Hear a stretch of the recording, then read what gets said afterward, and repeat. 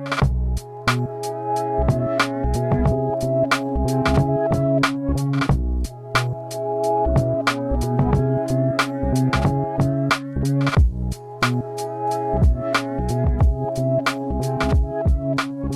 to Professionals and Coffee, a volunteer collective for brewing networking opportunities.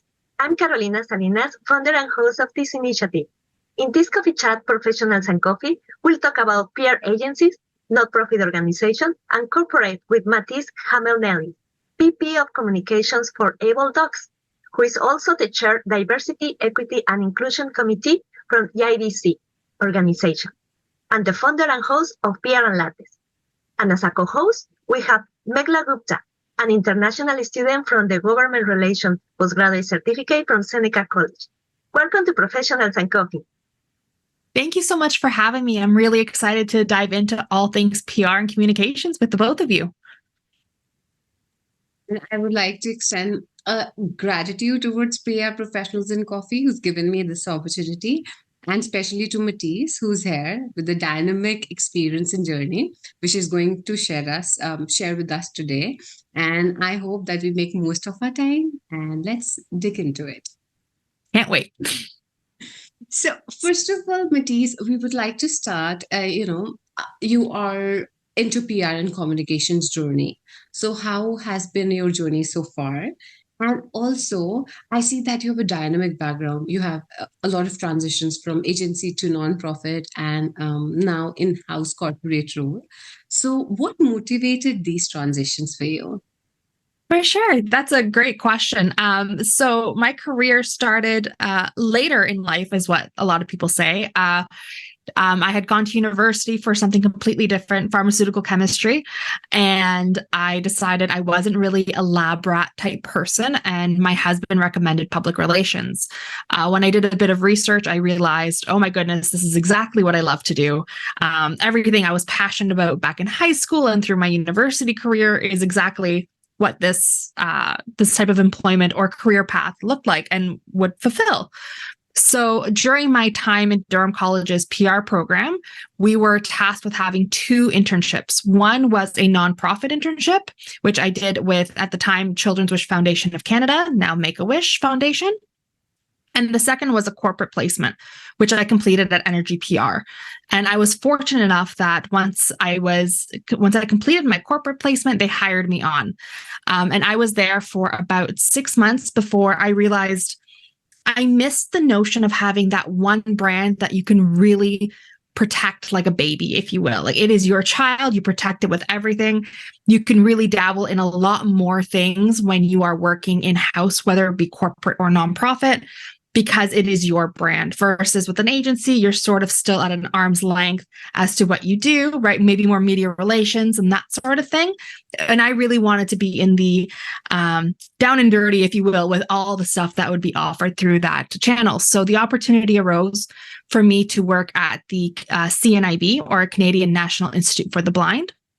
And I was there for 5.5 years and countless roles, it feels like, starting with as the corporate communications specialist. And then I helped oversee the Centennial campaign. So I was the project manager for that, celebrating 100 years of the organization's existence, which nobody really teaches you. How do you celebrate 100 years of an organization? And so that entailed helping organize about 73 parties across Canada in the month of March and one in June. And then we had an awards something called the Century of Change Awards. There we go. The Century of Change Awards, where we honored people who helped change what it is to be blind. So activists, athletes, artists, you name it, people who have really made an impact in changing the stigma around sight loss. That's who we honored with that Century of Change medal. So I helped with, getting medals made that had Braille on them. We did media relations, partnerships, swag, all of it, right? And it's, again, something you don't really learn in a PR class. You learn bits and pieces, but for a Centennial campaign, you're putting it all together, which was overwhelming, but so rewarding at the same time, and lots of lessons learned for me as a professional. From there, I moved on to strategic communications specialist, and then to the manager of internal communications and accessibility. So, ensuring that what we're doing internally is building that culture of fun, support, inclusion, diversity, equity, and of course, being accessible within that organization. And I would also help train others to ensure that what they were creating was fully accessible and inclusive, so that our staff, so at the Canadian National Institute for the Blind at the time, had about 30% of its staff who were blind, partially sighted, or deafblind. So we needed to ensure what we were communicating was properly accessible to their assistive technology. So training others on how to do that. And then I realized I wanted to spread my wings a little bit more in the accessibility space. And I had this incredible opportunity through one of my professors in the Mohawk College Accessible Media Production Program, Adam Spencer, who is the CEO of AbleDocs, who I reached out to him and I said, hey, look, I'm interested in a change. I'd been at CNIB for 5.5 years and it was just time. And so he said, yeah, come on board. This is the role we have for you. And that's where I'm at now with the VP of Communications with AbleDocs. Wow. Just to gather all of that information, it's too much. But one thing which I feel that has been persistent in your journey was to learn. So you were learning throughout, whether it was your agency role or whether it was doing something out for you. And as you mentioned, you were from a different background, totally entire different background. I think it's wonderful of what you've accomplished. And it's such a beautiful cause for the things which you're doing. So I think it's quite great. That's definitely which I would want to say. And like, I'm sure, as you mentioned, that, you organize this 100-year celebration. So everything has its specific challenges and opportunities which you encounter in the agency settings as well. So can you recall of some kind of an example or a project of some challenge which you faced? For sure. So from an agency side, I can speak to, there was one of our clients, we had to make these gift baskets. And it was the first time I was going to not only make these baskets, but also go out and deliver them to media.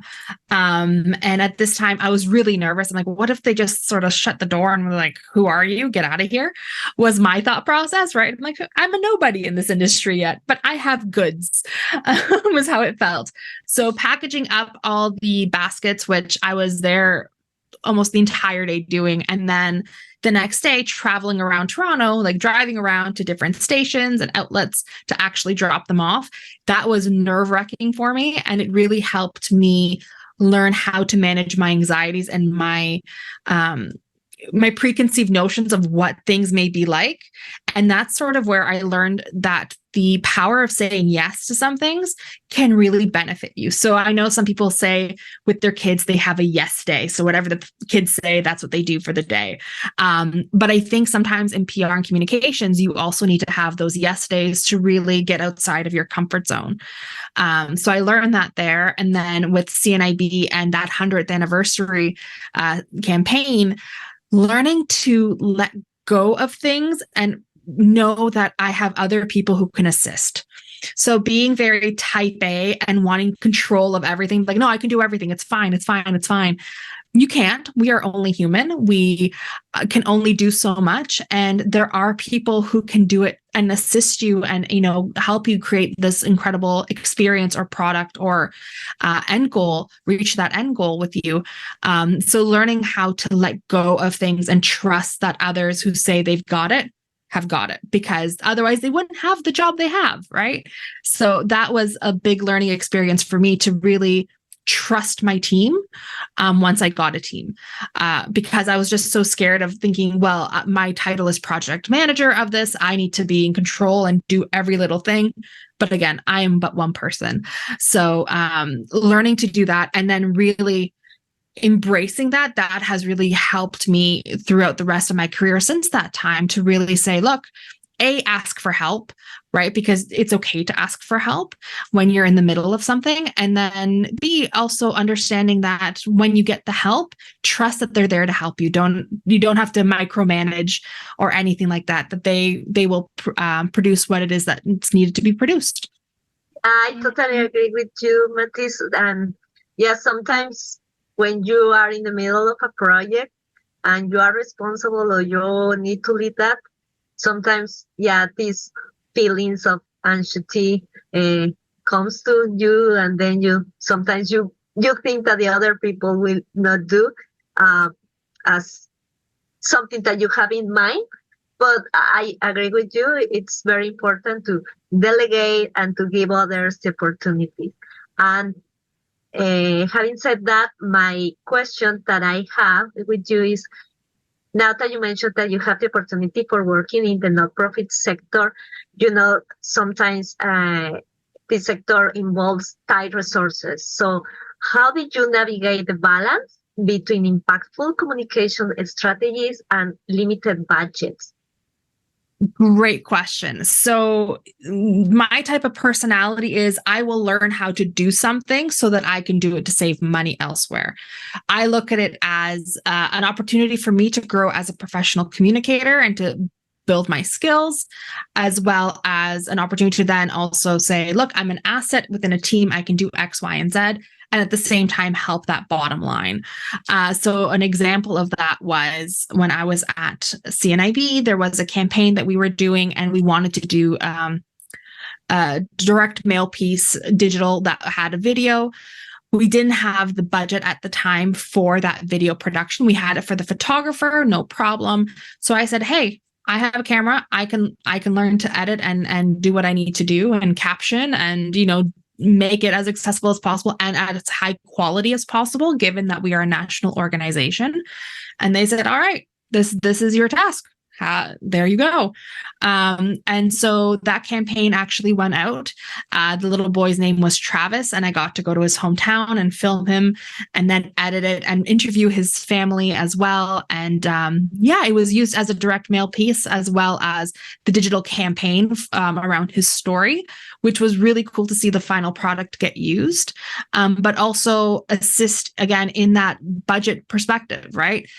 We're a limited budget. We wanted to do something more than just photography, but budget dictated, that wasn't available. So being able to step up and assist and learn something new as well that now I can do anywhere was really beneficial. But for other items, it was looking at potential sponsorships or partnerships, or, really diving into the media relations side of things where you don't really have to pay media, right? It's free there. It's free advertising essentially when you're doing promotions, and an organization like CNIB and the impactful work that they're doing. It's quite easy to see why media would say, "Oh yes, that's exactly it." One of the campaigns I worked on, or events I should say, was the inaugural guide dog graduation program, where the guide dog program had their first batch of graduates. And I remember writing the media advisory, and the title was "Come, Sit, Stay, Celebrate." And we had cameras from all over Toronto in that room. And that you can't buy ad coverage like that. It was pure publicity, having, CBC, Global News, CTV, everybody in the room who are just obsessed with the dogs with the graduation caps, but have, really something impactful, be there and be present, on a limited budget, because we didn't have a big budget for this award ceremony, for this graduation. We were in a room at the office. It was packed with people who wanted to see these dogs graduating. And then the media just came in droves and just kind of said, this is something really exciting and really big. So using the media relations side of things to assist in getting the message and the message and the initiatives out there was a really big thing for us when it came to limited budgets. Because again, sending an email doesn't cost anything. Putting out a pitch doesn't cost anything. For bigger things, like I said, looking at potential partnerships, sponsorships, other avenues that way, that was also another way of kind of working around a limited budget, but really I found anyways that the biggest thing was the media relations component and how to get media to buy into what it was that the organization was trying to do. My God, you have had such fun while doing your work. The projects which I'm listening, they are so amazing. Like, and also the best part is how you have navigated the thing that it's not your duty to do everything, but then you can just come up and say that I can do it. So volunteering always helps. So now that you told that you had done it, it could help you in the further roles. It makes you an asset. So that's a wonderful part of it. So now my next question would be, you mentioned that you are an in-house corporate role right now. So how has like the work changed from your previous roles to this role? So like, what's the difference now? Yeah. So in my previous roles at CNIB, I wore specific hats, right? So internal communications or strategic communications or corporate communications. Now at AbleDocs, I wear all those hats and then some, right? Our marketing team is our chief marketing officer, myself, and our graphic designer. We're a tiny team, but we do a lot. And so, being able to manage and juggle all the different items and facets of what the job requires, to ensure that we're not only maintaining a positive corporate culture internally, but then also navigating the external persona, the external viewpoint of the brand. That is where my role, again, wearing those multiple hats, comes into place. So it's different, but I feel like my previous experience really set me up for success to ensure that what I'm able to do here also meets what is required, even though it's not just specifically one particular area, if you will. Oh my God. So this sounds like it has, obviously the work is more, but then how you managing it, it's more important. So that's kind of the transition. Yeah. Agendas are my big thing. So I have, a paper agenda. I have my online agenda. I block time off.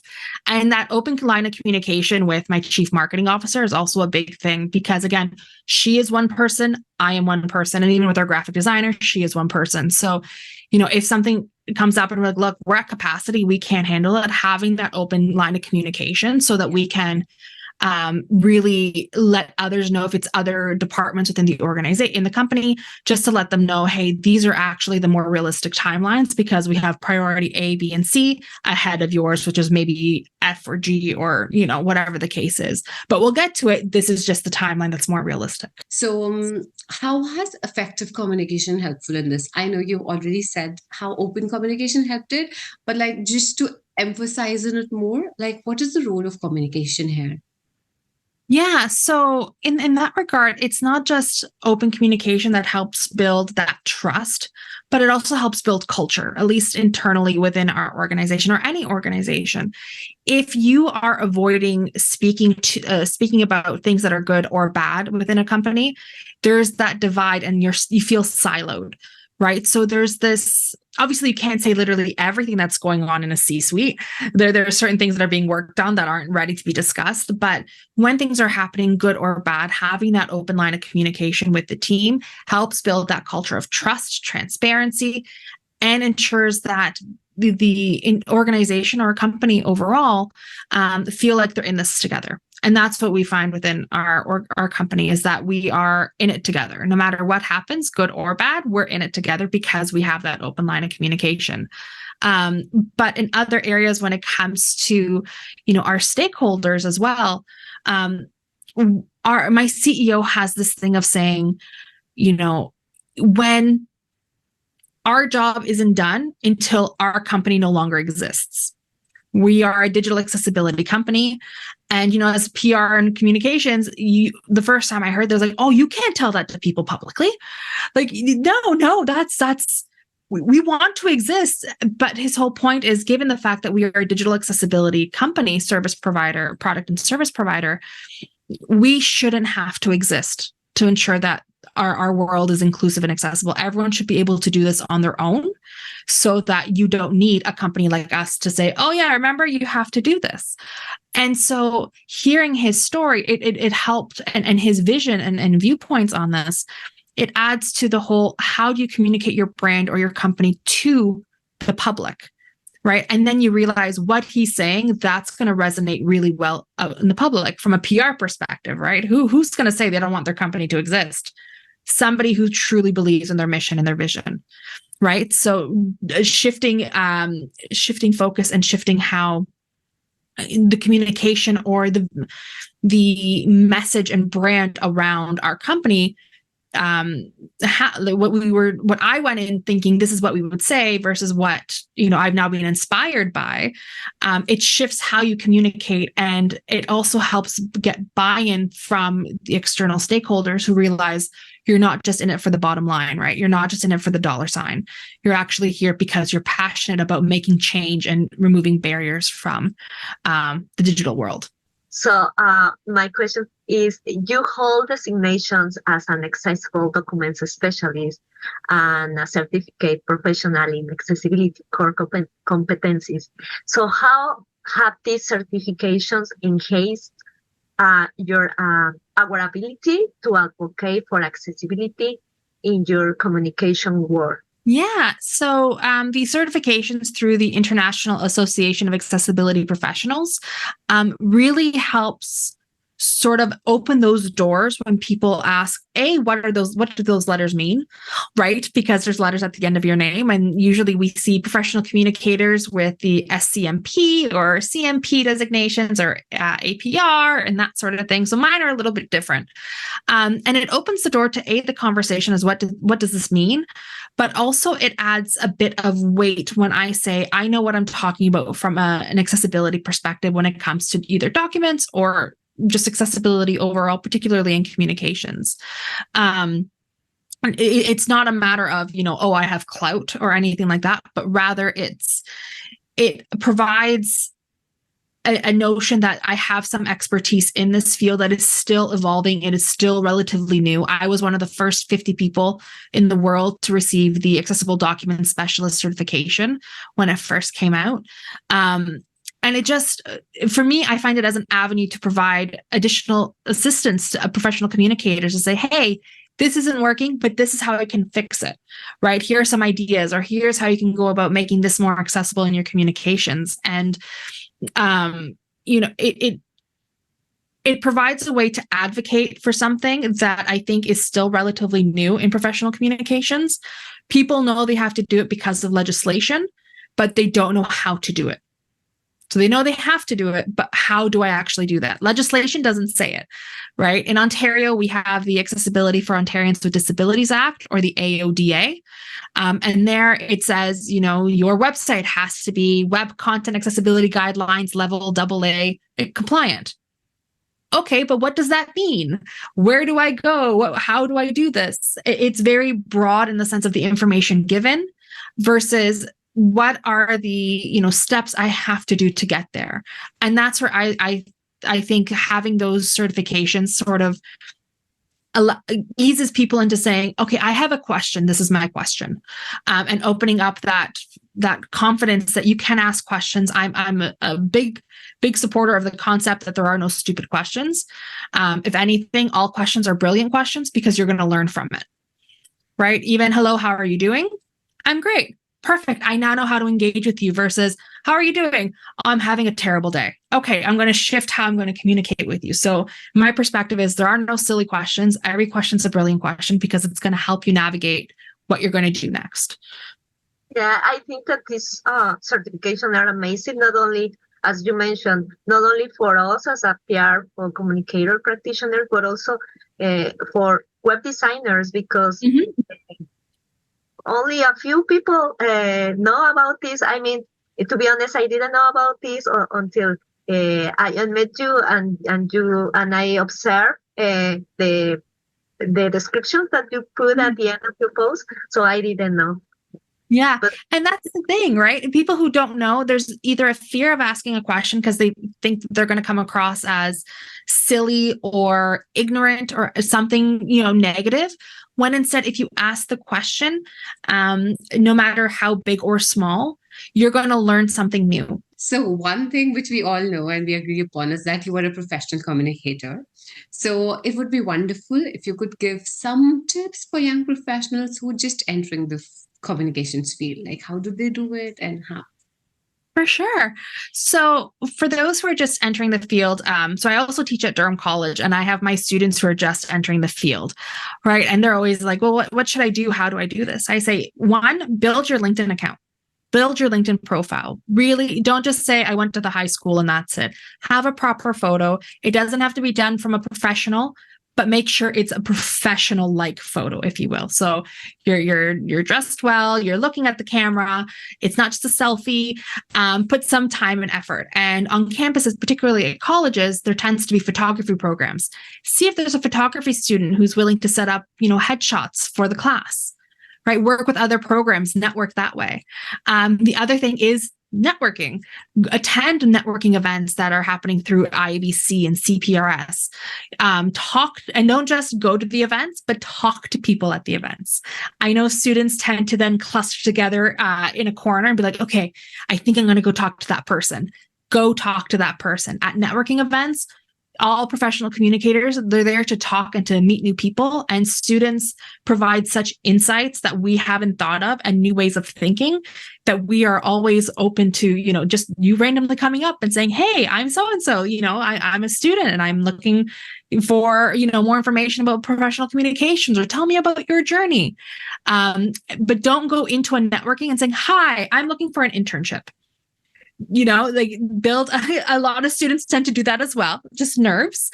But don't go in looking for anything like that. Go in for really networking and building those connections.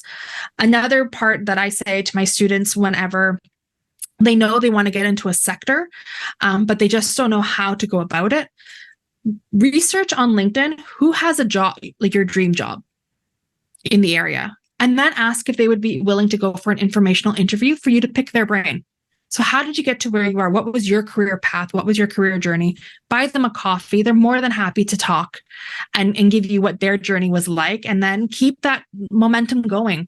When I was a student, I met someone through one of the CPRS events, and then I sent them holiday cards and we kept in touch by email. Hey, I hope all is well, and LinkedIn. And we still talk to this day. So it's just not only meeting the people, but keeping that communication going so that you build that relationship. So when the time comes that you are looking for either an internship or a job, they remember you. And if they are hiring, they'll give you a call or reach out. Or if they know somebody who is hiring and they think that you'll be a perfect fit, then they'll make that connection for you as well. So you've already given so much advice, but more advice we are going to ask for you. How do we streamline our job research, and what are the specific things that the young professionals should be doing? Like, what's the correct way of doing it? Yeah, so to streamline the job search, what I tell my students is when you're looking either for your internship or your job, first focus in on that sector that you're really interested in. And typically they're all going to say entertainment. It seems to always be the go-to for students, entertainment. Okay, but where in entertainment? And really start to hone in on what are the opportunities there. And sometimes it's a matter of, okay, well, to get experience in that industry, you need to take a paid internship, and those are competitive, and really level setting and saying you're not guaranteed that if you apply for something, you're going to get it, because you're competing against other new graduates, other students, because there's this notion sometimes with students who think, but I applied, I should get it, I'm a student. But there are only so many spots in one organization or company, and there are all these students who are probably all saying entertainment, right? As an example, that you really have to stand out from the crowd. And so what I tell my students is have a great social media presence that talks about the sector you want to get into. So I advise them, create a blog, write about what's happening in that industry. So it shows that you've had constant growth within your knowledge of that industry, but also it shows your evolution of writing, right? If you started in first year, your writing might be by end of second year or third year, your writing has, surpassed where you thought it could be. You've incorporated Canadian press style and so on and so forth. You could even write, your own thought pieces on, in this crisis, I would have handled it this way, or if I were in this PR person, I would have written a press release like this, sharing your own insights, thoughts, and ideas. So that speaks for you when you aren't there. But at the same time, having an online presence, whether through social media and also your own website. with places like Squarespace, WordPress, you name it, Wix. It's so easy now for students to build their own website, to at least have their portfolio on there, their contact information, so they can put it on their business card. So whenever they are meeting people in person or even in their email signature, it speaks for themselves outside of LinkedIn. LinkedIn is your online resume, but your blog or your website give the personality. So that's something to keep, in mind when you are creating content, making sure you're tagging and backlinking to different companies or organizations that you want to work on with in the sector. Thank you, Matisse, for all your pieces of advice. Anything else that you would like to add to this coffee chat that you think, maybe this would be helpful? I don't know. Anything else? Yeah, the only thing I can think of is if anybody has any questions about professional communications or anything like that, or just want to chat about PR and communications, please don't hesitate to reach out. I am always open to have that chat, especially for those who are excited to enter the field. So don't be afraid to ask questions and to reach out to make those connections. Thank you so much, Matisse, for lending us a little bit of your time and for teaching us more about PR agency, accessibility, not-profit, and in-house corporate roles. And last but not least, thank you, Megla, for co-hosting this coffee chat with Professionals and Coffee. Any social media channels or social media channels that you would like to share with us, where can we find you? So you can find me on LinkedIn, Matisse Hamel-Nelis, ADS CPACC. You'll know it's long when you see it. You can follow me on Instagram at Matisse Nelis, Nelis, or you can follow PR and Lattes, the podcast and blog that we have talking about all things PR and communications at PR and Lattes on LinkedIn and Instagram. Thank you so much, Matisse. And what about you, Megla? I'd like to say, first of all, a big thank you to Carolina for giving me this opportunity and getting me here. And Matisse, I am going to take you for every word. What you said today, I'm going to follow everything. Thank you. This was fantastic. Thank you both so much. Thank you so much, guys. So everything we do here works because of you guys. Don't forget to subscribe to our YouTube channel or follow us on our podcast version. Click the link in the description below this video podcast. And please join us to do your own virtual coffee chats as Mela did today. I hope you enjoyed our discussion and learned a lot about PR agencies, not-profit organization, and in-house corporate roles with Matisse Hamel-Nelis. Thank you and see you and bye-bye.